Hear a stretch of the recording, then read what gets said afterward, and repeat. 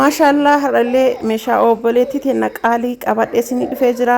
Meeshaan isii hedduu oriijinaalii teebilii zuuriyaa firee 8 jechuudha, gatii rikkaashaan jechuudha. Akkasuma soofaa nama 8 teessisu jechaadha, yookiin nama 8tiif gahaa ta'e jechuudha. Meeshaa oriijinaalii bichaa gatiin isaallee akkasuma gatii rakasa. Meeshaan hedduu kwaalitiidha jechuudha. Ogeessa kennaan meeshaa oriijinaalii oomishnee isinii baasnee jirra jechuudha. Akkuma isin argartan kana namoonni filannoo keessan nu gootan hundi keessanuyyuu irraa gammaddanii inshallah hin jaalattan jedhee abdii guddaa qaba. Meeshaa kwalitii meeshaa oriijinaalii waan ta'eef isinirraa ka eeggamu video kana jechuudha. Akkuma seentanii laayikii tuqaa isinin jedha. Namni jaalattan screenshot godhaa keessan naa ergaa. Kuwwan hiriyoota keessaniif share godhaa isinin jedha. Algaallee mitira tokkoo fi saantii 50 algaa hedduu kwalitii ta'e jechuudha. Gatiin isaallee gatii qinnaashii ta'e jechuudha. Haala kanaan qabadhee isinii dhiyaatee jira. Meeshaan obboleettii teennaa hadaamaa deema. Meeshaa kwalitii oriijinaalii jechuudha. Algaa mitira tokkoo fi 50 akkasuma soofaa fi teebilii zuuriyaa nyaataa firee 8 ta'e jechuudha. Maashaallah hedduu nama. Assalamu alaikum warahmatullahi wabarakatuh. Ashaamar kafuune jaalatamtootaa fi kabajamtoota uummata Oromoo jirtu bakkuma jirtanitti nagaa fi kabajaan kenna isin biraa jiraatu jecha ashaamar kafuune warroonni kiristaanallee amantiif kutaan osoo addan qoodin hundi keessanuu bakkuma jirtanitti nagaa fi kabajaan kiyya isin biraa jiraatu jecha har'allee meeshaa obboleettii teenya qaalii taate jechuudha. Qabadhee isin dhufee jira. Viidiyoo kana hanga xumuraatti ilaalaa isin jedha. Asumaan subscribe like share gochuu inni raanfatina. Meeshaan kun eessa deemaa jechuun keessaan hin oolu. Meeshaan kun hadaamaa deema jechuudha. Meeshaa hedduu qabdi jechuudha. Maashaallah teebilii zuuriyaa kana firee 8 akkasuma soofaa kana qofa osoo hin taane algaa kanneen guutuu qabdi jechuudha. Obboleettiin teennaa maashaallah warroonni meeshaa na biraa qabdanii meeshaan keessaa waluma duraa duubaan isinii baasaa. Warroonni ajajachuu barbaadan ajajadhaa isinin jedha. Meeshaa kwalitii ta'e jechuudha. Miidhagfii oriijinaalii irraa of biratti oomishnee isinii baasuu eegallee jirra jechuudha. Akkuma isin argitan meeshaa kwalitii ufii kennaa akkasuma ogeessa kennaan miidhagfii tokkoffaa irraa oomishnee isinii baafna. Teebiliiwwan kunni waan zarraa hojjetama jechuudha. Miidhagfii irraa miti waan zarraa hojjetama. Argitanii teebilii akkana jiru kana maashaallah yookiin teessoo zuuriyaa nyaataa kana jechuudha. Akkuma isin argitan maashaallah hedduu bareeda. Kwalitiidhaallee oriijinaaliidhaallee jechuudha. Akka wanta dhadhaara dibanii kan akka walaawwalamee akkana bareedu kana akkanatti haala kanaan isinii baafnee jirra jechuudha. Argitanii hedduu kwalitii ka ta'e jechuudha. Gatiin isaallee gatii rakasaadhaan kan qophaa'e jechuudha. Meeshaa kwalitiidhaa firee 8 jechuudha. Argitanii gamana 3 cinaa kanaa fi cinaa kaanitti tokko jechuudha.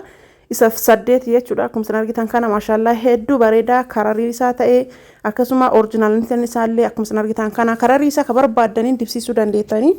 Kun hin bareeda waan jeef kan kanaan isinii dibsiisee jira.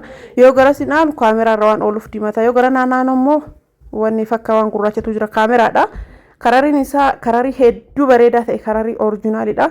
Teebiliin isaa jalaa immoo akkana jira. Akkuma isin argitan kana gubbaan akkana jira. Jallillee akkasuma jechuudha. Hedduu bareedaa ta'e jallillee kinoo akkana jira jechuudha. Maashaallah hedduu kwalitiidha. Namoonni ajajachuu barbaadanii isinitti tolee jaalattan jechuudha. Keessaan na dubbisuu hin dandeettanii. Meeshaa oriijinaalii fi meeshaa kwalitiidha. Meeshaan isinii baasu hin beektanii. Gatiin isaa meeqa jechuun keessan hin oolu 65 jechuudha. Gatiin isaa baay'ee rikkaasha jechuudha. Gatii macarrashaati jechuudha. Gatii xumuraadhuma kan inni ittiin hojjetamee ba'ee 65 jechuudha. Ittaan see soofaadha jechuudha. Soofaan nama 8 teessisu jechuudha. Soofaan kun nama 8 teessisa. Hedduu kwalitiidhaallee akkasuma bareedinni isaallee kan isin argaa jirtanii maashaallaadha. Akkuma isin argaa jirtan kana haala kanaan jechuudha. Wanti isaa guutuun haala kanaan hojjetamee xumuramee qophaa'ee fi jira jechuudha. Kararii isin nu ajajatteeni dammoo jechuudha. Kan isin ajajattan daran caalii jechuudha. Bareedee ba'ee fi jira jechuudha. Kwalitiidha. Akkuma isin argaa jirtan kana carqiin isaallee carqii oriijinaalii akkaataan hodhama isaallee akkuma isin argaa jirtan kana maashaallah baay'ee babbareeda jechuudha. Argitanii nama 8 teessisa jechuudha. Hedduu bareedaa. Namni barbaadanii namni jaalattan ajajadhaa isinin jedha. Kinooti as gubbaallee taa'uu dandeettanii. Hedduu bareedaa. Darajaa lamaan ka dalagame baay'ee bareedaa ka ta'e. Soofaa miti kun akka arabiyaa majlisiitiif bareeda. Ija keessanii waan argaa jirtan jechuudha. Akkuma isin argaa jirtan kana jira. Soofaa osoo hin taane akka arabiyaa majlisiitiif bareeda. Hedduu bareedaa. Kana guutuu akkana akka bareechisu akkaataa hojjechiifama harkaatiin. Meeshaa oriijinaalii meeshaa qulqulluu ta'e isinii baafna hojjennu akkana lafatti miti. Isa biraa immoo algaadha jechuudha. Soofaatti isinii deebi'a algaadha. Algaan kun meetira 1.50. Komodiinoon isaa balballi tokko balbala tokko ammoo masaabaa lamaan ka dalagame jechuudha. Ka cinaa garanaa masaabaa lamarraa ka dalagee viidiyoo kana haala salphaanii miti kan isiniif hojjetaa jiru. Asitti ammoo gajjachuu dadhabee jechuudha. Waan isin garramu gajjachuu dadhabee gajjedhee banuu dadhabee ittachi deebisee dhiise jechuudha jechuun baay'ee namatti ulfaata. Viidiyoo kana waraabuun nama kaanittuu iyyuu ulfaata ammoo akka an jiru kanatti waraabuun baay'ee ulfaata hedduu ulfaataa fi cinqaadha jechuudha. Asumaan subscribe godhaa isin jedha mataan algaa ammoo akkana jira maashaallah hedduu bareeda jechuudha. Ka isinitti mul'isaa jiru caalaa isintu iyyuu argaa jira jechuudha. Orjinaaliidhaallee miidhagina isaa miidhagfi tokkoffaa irraa as keessatti itti galchee hin jiru malee chubbudii qaba sibiila qaba jechuudha. Sibiilaa fi chubbudiin irra galee hin jiru. Sibiilaa fi chubbudii qaba. Meetirri isaa meetira 1.50 jechuudha. Meetira 1.50 jechuudha. Namni barbaadan jedha gatiin isaa birrii 45 jechuudha. Gatiin algaa 45 isiniin jedhee jira. Arabiyaan soofaan kun ammoo 85.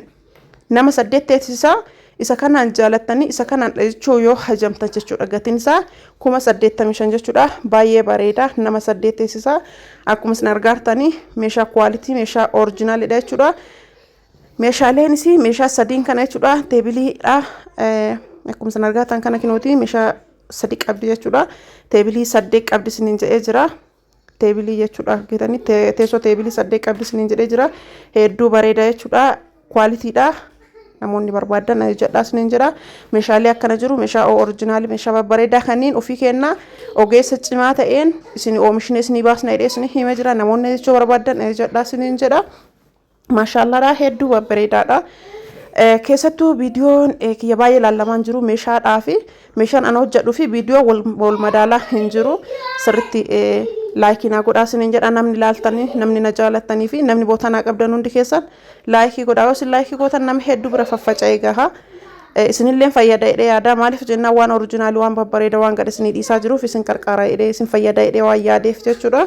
Viidiyoo waraabuun nama kamittuu hin ulfaata keessattuu iyyuu nama akkanaa kanaaf baay'ee ulfaata jechuudha. Daqiiqaa 7 miti. Daqiiqaa takkatti keessa dhaabatanii mul'isuun hagam akka ulfaatu ofii kiyyaaf argee jechuudha. Fuuraa bakka meeqaan fixatanii argisiisanii. Dubbachuun ammoo hagam akka nama dadhabsiisu nama kaawwanittuun ulfaata ammoo nama akkanaa jiru kanatti baay'ee ulfaata. Kanaafiyyuu laayikii tuqaa isiniin jedha warri na jaalattan hundi keessanuu laayikii tuqaa isiniin jedha. Meeshaaleen obboleettii teenna qaalii akkana fakkaata haala isiin barbaadduu fi akka isiin feetutti xumurameefii jira jechuudha. Maashaallah baay'ee bareeda. Baay'ee jaaladhee jira namni meeshaa kana jaalattan koottaatii keessan jedhaa isiniin jedha. Meeshaa originaalii waan ta'eef akkuma isin argartan kana algaan kun birrii 45 isiniin jedhee jira.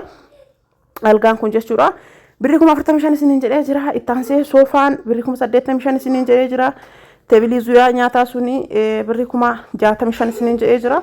Meeshaaleen kun guutuun isaa meeqa fixa jechuun keessan hin oolu. Guutuun isaa meeqa akka fixallee isin hima. Meeshaan kun guutuun 200 guunne waan isin garramu jechuudha. Meeshaaleen kun guutuun 200 guunne 100 fi 95 jechuudha. Meeshaan hagana baay'atu kuni yoo isiniin jedha amantanii hin amantan. Meeshaan kun guutuun 100 fi 95 dhumata jechuudha. Maashaallah namoonni jechuu barbaadan itti dhiyaadhaa isiniin jedha. Hedduu isin jaaladha naaf galatooma umrii dheeradhaa horaa bulaa.